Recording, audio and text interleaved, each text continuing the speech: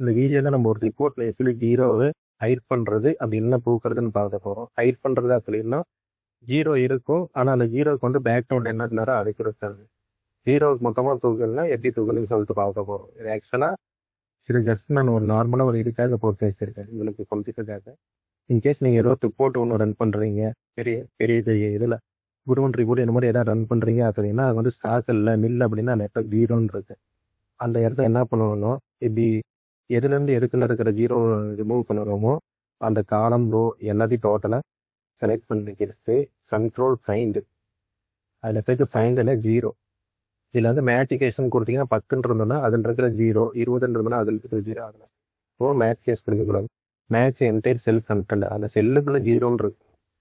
ஜீரோங்கிறது தனியாக இல்லைன்னா அது ஃபிட்னஸ் வித்து இந்த இடத்துல எதுவுமே இருக்கக்கூடாது. ஏதாவது இருந்தது அப்படின்னா கூட அதை ரிமூவ் பண்ணிட்டு இப்போ ரிப்ளேஸ் ஆனச்சு ஏசி நினச்சினீங்கன்னா 25 போயிடுச்சு, ஜீரோ போயிடு. இன்னொரு ஆப்ஷன் என்ன அப்படின்னா செலக்ட் பண்ணிட்டு வச்சு வெள்ளை வச்சு